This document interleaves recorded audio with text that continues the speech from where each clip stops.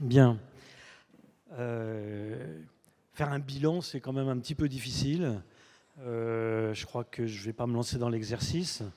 On a fait déjà un point, Marc-André a fait un point déjà hier soir, je pense assez complet. Peut-être juste quelques mots-clés qui, moi, me parlent. Alors, vous avez vu la diversité d'entrées, des définitions. Hein. On a abordé des choses naturelles, la ville-jardin, l'agriculture urbaine, etc. Je ne vais pas plus loin. Il y a quand même des facettes. On a parlé beaucoup d'espace public, et c'est quelque chose qui me tient beaucoup à cœur. Je pense que c'est effectivement là où il y a un travail de fond à faire pour relier tout ça, nature, culture, ville, etc. Vous avez vu aussi le nombre d'entrées, alors thématiques, disciplinaires, on peut utiliser des mots assez différents. Hein. Hier, on a eu des botanistes, des philosophes, des écologues, des psychologues, et on a des entrées très philosophiques, très poétiques aussi, je pense que ça fait partie d'un tout.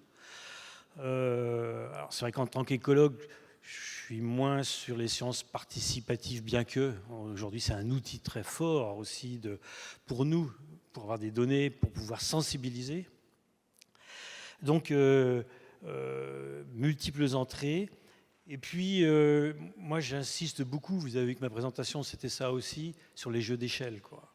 C'est-à-dire qu'on se focalise beaucoup sur l'échelle locale, sur le bâtiment, le petit jardin ou autre, parce que c'est un peu plus facile, c'est plus illustratif, c'est plus visible quand on fait une action, mais que si on passe de la nature en ville, de la végétation à la biodiversité, vous avez vu qu'on est obligé d'arriver à des notions complexes que le citadin sent quand même beaucoup moins, toutes ces notions de planification, d'organisation, qui nous amènent aux corridors écologiques, aux trams vertes et bleues, qui sont complètement, à mon avis, indissociables aussi d'une nature en ville durable. C'est ce que je vous ai expliqué.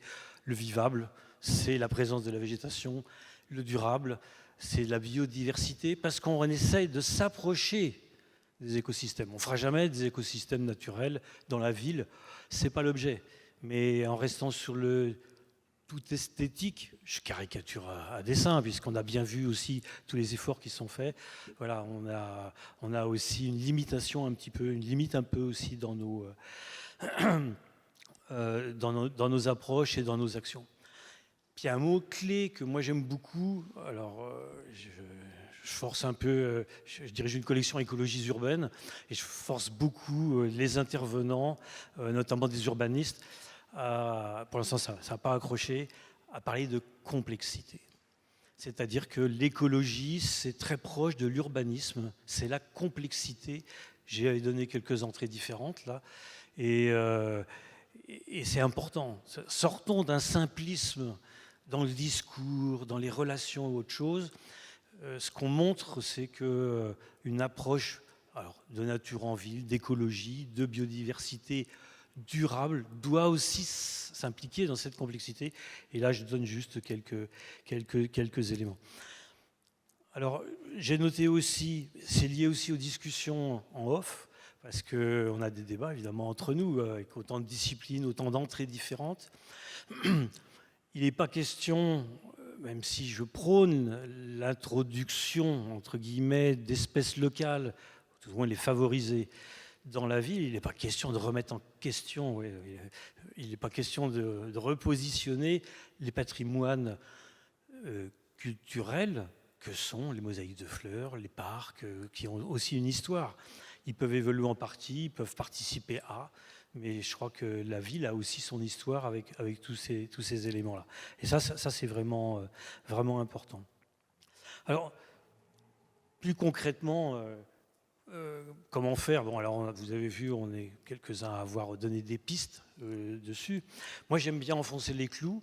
Il y a deux points sur lesquels j'insiste beaucoup et j'arrive pas à convaincre au ministère et au cabinet de faire évoluer les choses.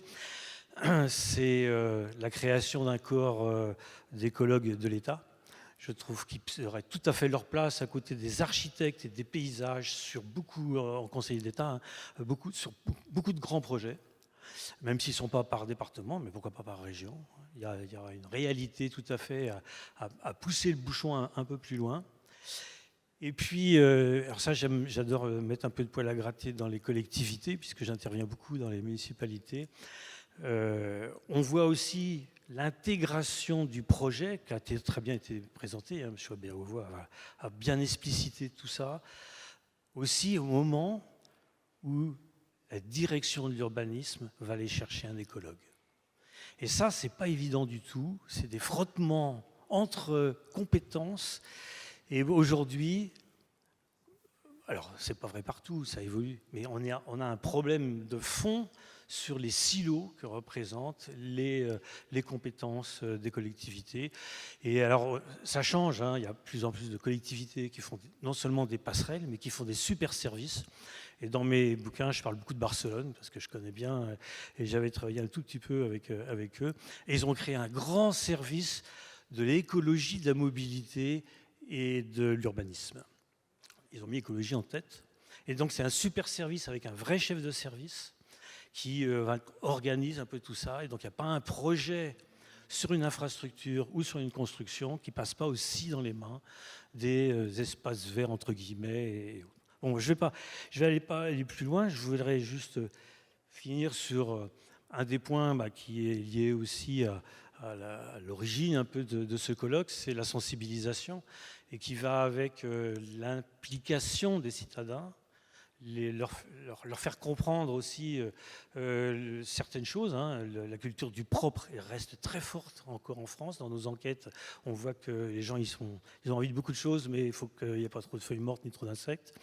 Et ça passe évidemment par l'éducation. Je n'en reviens pas, je crois que Marc-André a déjà largement expliqué aussi l'importance que peut revêtir des regroupements, associations, fédérations comme Biogé. Alors, je vais arrêter là-dessus, je n'ai pas envie de faire un bilan, je vous dis, il y a beaucoup trop d'éléments qui se télescopent aussi dans ma tête. Alors, avec Marc-André, il y avait une décision de faire une motion, un peu une déclaration un peu collective pour enfoncer le clou. Donc on avait bâti un premier texte qui a été assez amendé par les intervenants. Tous les intervenants ont travaillé sur... Ça fait une page. Et il va être publié, a priori. Donc j'ai cru comprendre le Nouvel Obs, c'est peut-être plus, on va voir. Mais bon, apparemment, il va être largement diffusé, donc ça vaut le coup. J'ai envie de vous le lire, ça fait une page, si vous êtes d'accord, je vais essayer de ne pas traîner, mais pourquoi pas. Plutôt que de juste surligner quelques phrases, vous allez voir que dans le fond, il y a des choses un peu toniques, mais dans la forme, voilà, on a essayé d'être plus souple. Alors, je vous lis le texte. Le titre, c'est « La nature, une belle au bois dormant qui sommeille en ville ». Alors, vous voyez tout de suite à quoi je fais référence pour ceux qui étaient là hier. C'est une thématique qui est beaucoup revenue, cette notion de belle au bois dormant. Une vague de chaleur s'achève et une leçon émerge. Il faisait meilleur dans les parcs et les avenues ombragées. La végétation rafraîchit bien mieux et pour moins cher que les brumisateurs. Cette leçon nous rappelle que développer une nature en ville ne peut rester un objectif seulement esthétique, mais doit devenir une boîte à outils pour répondre aux demandes sociétales. Outre les risques d'inondation et j'ai sauté une phrase. Outre un microclimat favorable, les espaces végétalisés régulent le cycle de l'eau, réduisent les risques d'inondation, limitent les pollutions des eaux ainsi que de l'air. La nature en ville peut opérer une production alimentaire à proximité des consommateurs avec une dimension éducative. Pour les citadins, elle génère bien-être, lien social, je passe les parenthèses, parce qu'on a mis un peu de parenthèses autour, et santé avec les fonctions anxiolytiques, prophylactiques, reposantes. Enfin, elle peut abriter une biodiversité menacée par ailleurs. Qu'attendons-nous ? Ou plutôt, pourquoi attendons-nous ? Les signataires en ont parlé lors de la première rencontre du vivant et de la terre qui les réunissait ce sujet à Rouen les 20 et 21 mai. Cela reflète notre incapacité collective à relever les opportunités offertes par la biologie et l'écologie. C'est cette leçon plus générale que nous méditons ici. Trop souvent, les aménageurs n'impliquent pas les écologues, issus de bureaux d'études, d'associations universitaires. Cela explique le recours abusif aussi parfois à des végétaux exotiques qui peuvent devenir envahissants parfois, ainsi qu'une biodiversité végétale insuffisante à couvrir le sol. Ça c'est un peu technique, hein, c'était pour expliquer les limitations sur l'irrigation, l'invasive et tout ça. Au-delà, la plupart des élus méconnaissent les potentiels des sciences du vivant et de la terre. Ils sont efficaces et motivés sur des questions d'énergie, de pouvoir d'achat, de transport, d'équipements sportifs. Et pourtant, un stade de foot coûte beaucoup plus cher qu'un corridor écologique. Certes, tous les élus ne peuvent pas être des spécialistes de l'environnement, mais ils devraient être conscients des potentiels et aptes à aller chercher l'expertise afin d'ouvrir cette boîte à outils qui dort. Au-delà, nos concitoyens ignorent aussi ces potentiels. Il est symbolique que les urbains, après le Covid et le confinement, aient eu envie d'aller s'installer dans la nature plutôt que d'importer de la nature en ville. On a vu comment Paris a récemment échoué à motiver ses habitants à s'approprier des espaces de verdure à la base des arbres. L'utilisation de la nature en ville est limitée là par la connaissance, tout comme celle d'autres ressources des sciences du vivant et de la terre. Comment pourrait-il en être autrement si on ne classe pas ces sciences dans les fondamentaux de l'enseignement ?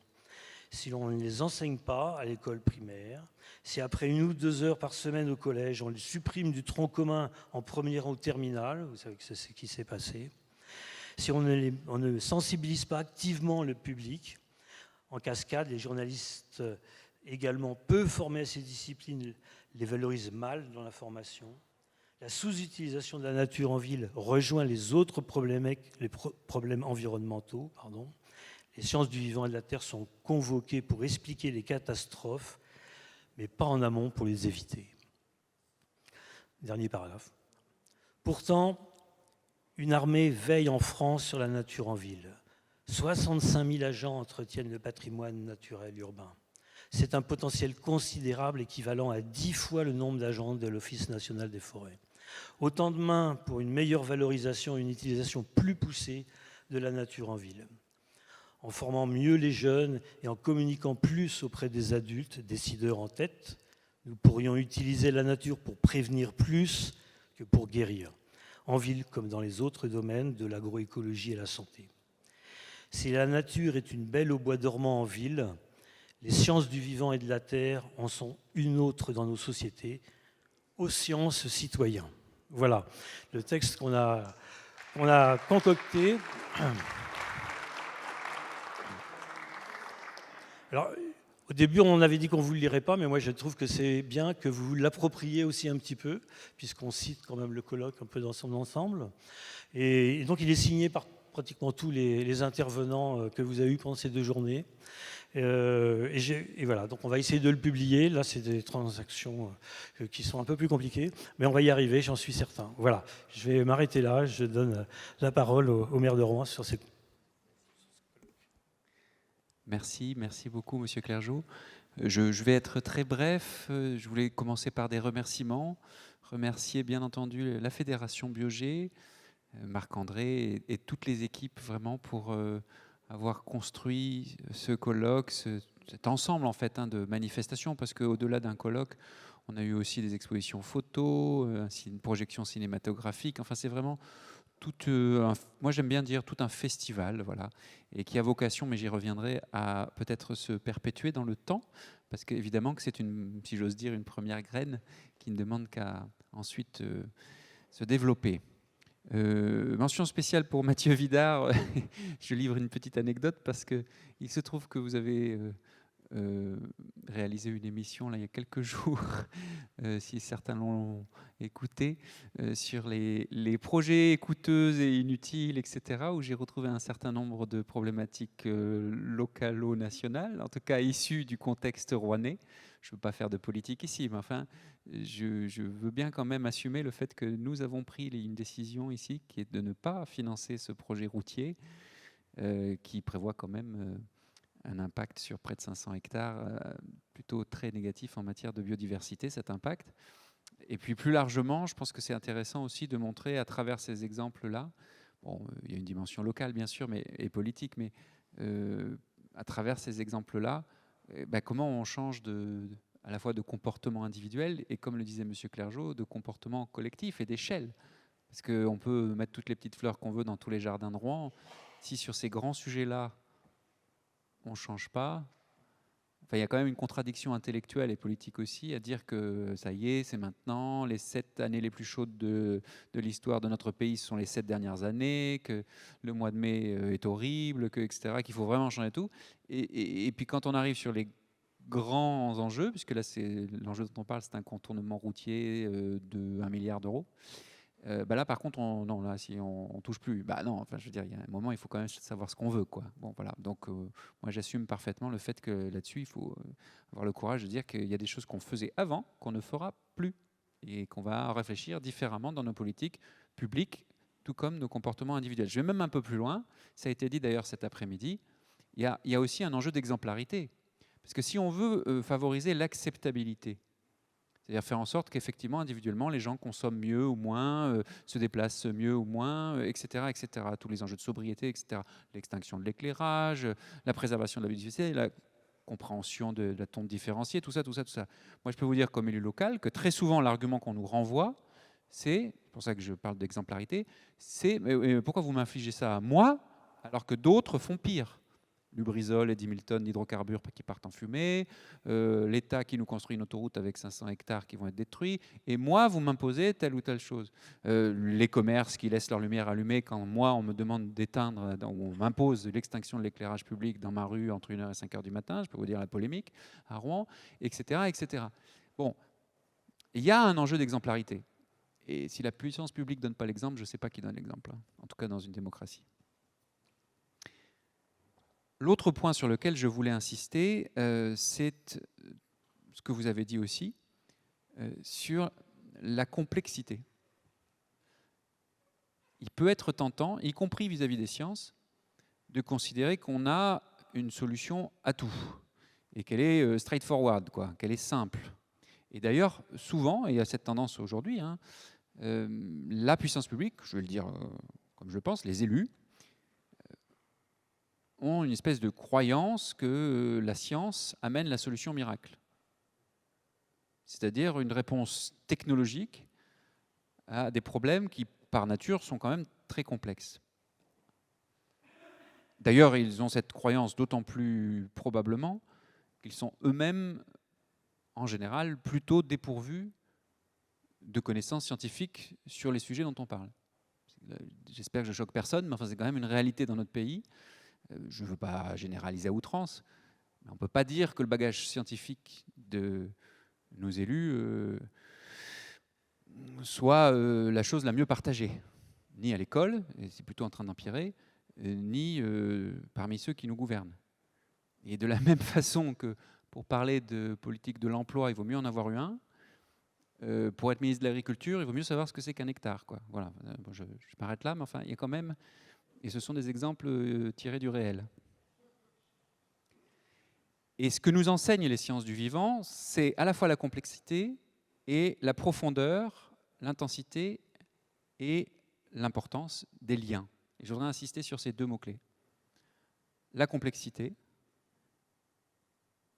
alors que, malheureusement peut-être, mais on demande, et en particulier aux élus, en tout cas aux décideurs, aux responsables publics ou privés, d'apporter des solutions, responsables, d'apporter des solutions. Okay. Un des enjeux quand même, c'est aussi de faire comprendre à nos concitoyens et d'aboutir à une forme de consensus, de compréhension plus générale, que nous sommes dans des écosystèmes, dans des interdépendances, et qui aboutissent à peut-être des solutions, mais en tout cas des solutions complexes, qui se déterminent en probabilité, et pas en transitivité, si vous voyez ce que je veux dire. Et qui donc doivent nous amener, c'est plutôt intéressant du point de vue démocratique d'ailleurs, à penser de façon transverse, à convoquer des compétences. Vous avez parlé par exemple des écologues dans l'urbanisme, qui naturellement, ou en tout cas historiquement plutôt, ne se parlaient pas beaucoup. Bref, à confronter des points de vue et à essayer de faire jaillir l'intelligence collective. En d'autres termes, la complexité, elle ne doit pas être vue comme une angoisse ou comme un trou noir vis-à-vis des enjeux de ce monde, mais plutôt comme une richesse. Et puis l'interdépendance et les liens. Et là, je voudrais juste faire un tout petit parallèle qui me semble intéressant, en tout cas inspirant pour toutes celles et ceux qui s'intéressent à l'intérêt général. C'est que ce que nous enseignent les sciences du vivant, on l'a très bien vu aujourd'hui à travers les outils qui ont été dévoilés, en tout cas élaborés. Vous avez cité à travers les élus locaux qui sont intervenus tout à l'heure ce qu'on fait ici à Rouen, sans prétention, on est très fiers de ce qu'on fait, mais il y a d'autres choses qui sont très bien faites et même mieux certainement dans d'autres endroits du monde. Ce que nous enseignent les sciences du vivant, c'est que l'humain n'est pas en dehors de la nature, il est d'abord un être vivant au sein de la nature. Et donc, il est parcouru de flux et il est totalement interdépendant, c'est-à-dire fait de liens avec son écosystème. Eh bien, moi, j'y vois un parallèle très inspirant avec la question du lien social. Et de la même façon que peut-être ne partagerez-vous pas mon point de vue politique, mais enfin je vais dire ce que je pense, de la même façon que la mondialisation a plutôt eu tendance à nous transformer, c'est paradoxal, en particules élémentaires, c'est-à-dire en nous dessaisissant, il y a un bouquin de Jacques Généreux qui s'appelle La dissociété, en nous dissociant les uns des autres, on vit sur un même périmètre, mais on a plutôt appauvri la nature, la quantité et la richesse des liens humains entre nous, par des phénomènes de ségrégation, on l'a bien vu avec les gilets jaunes par exemple, de spéciation, je ne sais pas si c'est le bon terme, mais en tout cas de séparation. Eh bien, de la même façon que la mondialisation conduit d'une certaine façon à un appauvrissement du lien social, les sciences de la vie, à contrario, elles nous ramènent à l'importance de ces liens, par leur importance d'abord biologique. Et elle nous invite, si on veut bien franchir ce tout petit pas, à réfléchir à l'importance biologique de ces liens en tant qu'aussi enrichissement de nos liens sociaux. En d'autres termes, nous sommes des êtres humains par la richesse et la profondeur de nos liens biologiques. Nous sommes aussi des êtres sociaux par la richesse et la profondeur de nos liens sociaux. Et moi, je forme le vœu que, c'est ce que j'appelle la social écologie, que le travail sur nos politiques écologiques, par exemple la nature en ville, nous amène, je vais oser le mot, assez naturellement, eh bien, à retravailler aussi nos politiques sociales. Et d'ailleurs, on le voit très bien sur des exemples très concrets. Quand vous faites des jardins partagés, il n'y a pas mieux comme politique sociale. Parce que vous avez des gens qui viennent eh bien, discuter de la plante, de la graine, du légume, du machin, du truc, de générations très différentes souvent, et dans un contexte qui invite à cela. Et si on y réfléchit bien, dans nos villes modernes, c'est l'ultra-moderne solitude. Hein.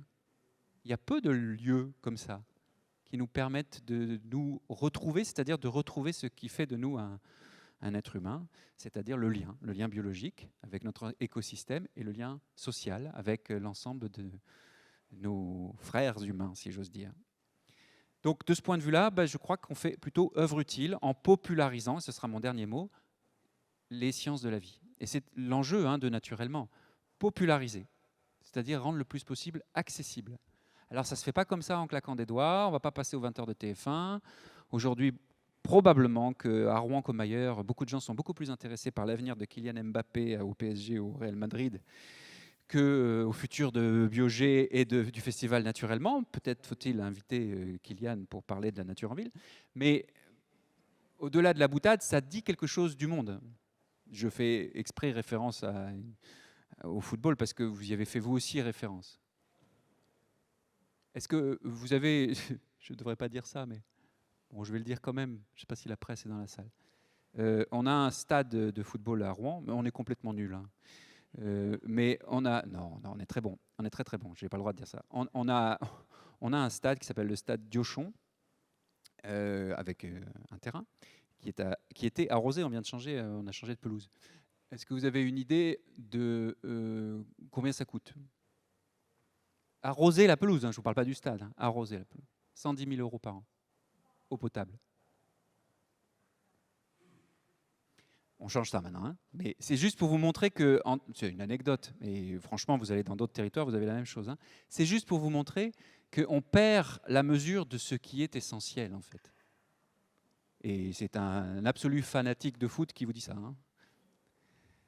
Donc, je termine par la dimension populaire. De la même façon que On doit rendre plus accessible. Il me semble qu'on doit encore travailler, et c'est normal, hein, c'est une première édition, moi j'assume complètement le côté pionnier de la chose, à rendre populaire les sciences de la vie. On n'est pas aidé, franchement, par le ministère de l'Éducation nationale ni le MESRI. Vous l'avez rappelé, on a plutôt supprimé des heures, on a plutôt supprimé des cours, on a plutôt supprimé des notions.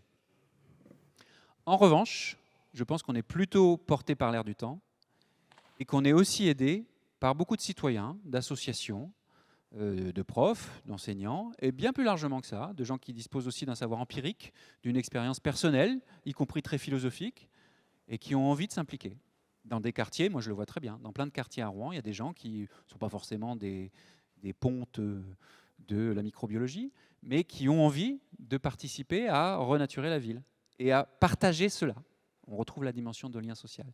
Donc cette popularité-là, à mon avis, elle est absolument essentielle. Ayons quand même le courage, la lucidité de dire que c'est diversement partagé et qu'il y a des déterminants sociologiques à ça. Et que ce n'est pas si simple d'emmener tout le monde. Que tout le monde ne vient pas à l'eau toile. D'ailleurs, à Rouen, tout le monde ne vient pas rive droite. Vous voyez, donc tout ça est à travailler encore. Mais c'est ma conclusion et elle se veut optimiste. C'est précisément la raison pour laquelle on veut commencer. C'est précisément la raison pour laquelle on assume complètement de faire une première édition, et en particulier à Rouen, parce que Rouen, c'est fin du mois, fin du monde, hein, au quotidien. C'est Petroplus, Lubrizol et Biogé. Et bien ça, c'est formidable. Et c'est là que ça doit se passer. C'est précisément dans des endroits où on a eu des incendies, où on a eu des raffineries, où on a eu des problématiques difficiles. On a des choses positives aussi. Hein. Si vous avez suivi Chapelle Darblay, par exemple, on s'est battu pour l'économie circulaire, on a eu un bon résultat, etc. etc. Qu'on peut travailler justement à rendre plus accessible, plus populaire, plus festif aussi, plus joyeux ces éléments. Parce que vous l'avez dit, hein, on convoque les sciences en général, surtout les sciences de la vie, pour annoncer que des catastrophes. C'est pas très marrant. Bon, si on peut aussi avoir des éléments positifs, et la nature en ville a ceci de positif qu'elle amène de l'esthétique, qu'elle amène de la qualité de vie aussi, et puis j'ai parlé du lien social. Bon, donc tout ça est extrêmement, en réalité, enthousiasmant, si on veut bien regarder les choses d'une façon un tout petit peu optimiste, à condition de garder toujours au cœur de ce qu'on engage cette dimension humaine. Populaire veut dire humain. Hier, sous forme de boutade, mais en fait, je le pense, je disais que des gens comme Marc-André pouvaient été, de mon point de vue, à l'éducation à l'environnement et à la vulgarisation scientifique, ce que Jean Vilar était au théâtre. C'est-à-dire, on garde l'exigence. On ne fait pas du bigard, mais on rend accessible. Et le TNP perdure. Hein, et ce qu'a fait Jean Vilar, c'est extraordinaire, dans le temps, dans la durée. Tout ça pour vous dire donc qu'on va continuer, même si ça coûte un peu, même s'il y a toujours des grincheux, mais ça m'est égal. Et on va d'autant plus continuer que, pour le coup, Rouen, et je l'ai dit hier, est également candidate pour être capitale européenne de la culture en 2028. Alors il y a d'autres candidats, hein. Il y a Bourges, il y a Clermont-Ferrand, il y en a plein. Ils sont tous nuls, c'est nous qui allons gagner. Et on va notamment gagner parce que notre positionnement, il s'inscrit précisément sur cette dynamique-là. C'est-à-dire comment la culture, je suis toujours frappé d'ailleurs qu'on écarte de la culture scientifique, désolé monsieur Vidard, mais en général, à part chez vous, on a tendance à considérer que la culture scientifique, c'est pas de la culture. Bah si, c'est évidemment de la culture. Elle ne résume pas toute la culture, mais non seulement ça fait partie de la culture, mais c'est en plus un terreau hyper fertile pour toutes les autres formes d'expression culturelle.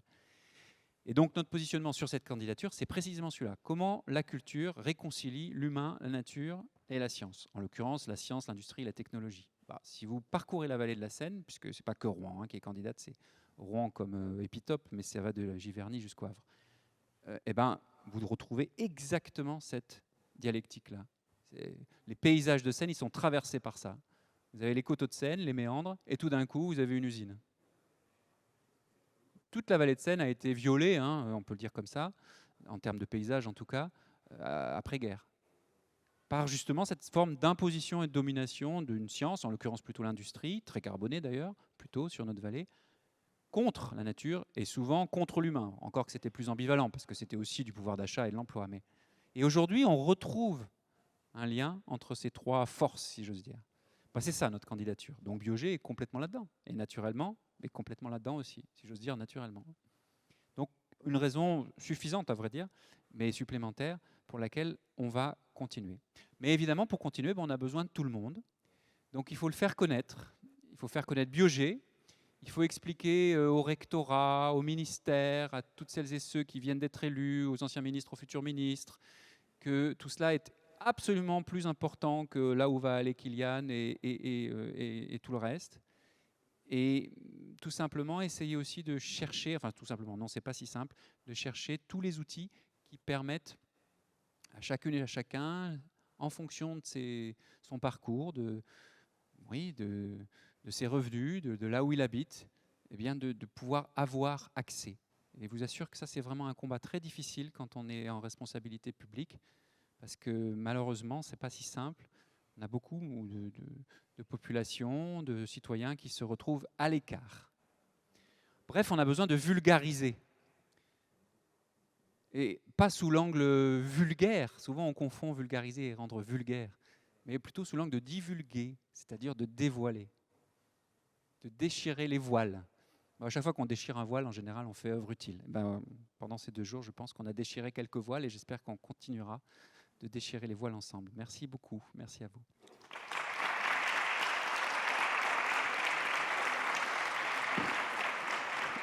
Merci à tous. Merci. Voilà, merci à tous les deux. Alors, Kylian Mbappé reste à Paris, hein, si l'information peut rassurer tout le monde. Il vient de le déclarer, donc ça y est, maintenant, ça vient de tomber. Il pourrait être parrain de Biogé, d'ailleurs, ça pourrait être l'idée pour... Est-ce que la Violette de Rouen va rester à Rouen? Ah. Ça dépend du contournement routier, vous voyez. Merci en tout cas à tous les deux. On se donne rendez-vous à 20h. C'est le prochain rendez-vous ici avec Isabelle Autissier, donc la navigatrice et autrice, puisqu'elle vient de sortir un livre sur Venise, qui est totalement dans le sujet d'ailleurs, parce qu'elle parle justement de la fragilité de l'écosystème lagunaire et de ses conséquences sur l'effondrement de Venise. Francis Allais, grand spécialiste des arbres et de la canopée, qui sera également avec nous, et Marc-André Sellos pour parler justement du fait de renouer les liens avec la nature en ville. Donc faites passer le message, c'est à 20h tout à l'heure ici, donc petite pause de 2 heures et on se retrouve ici dans même moins de 2 heures. Merci à tout à l'heure peut-être, au revoir.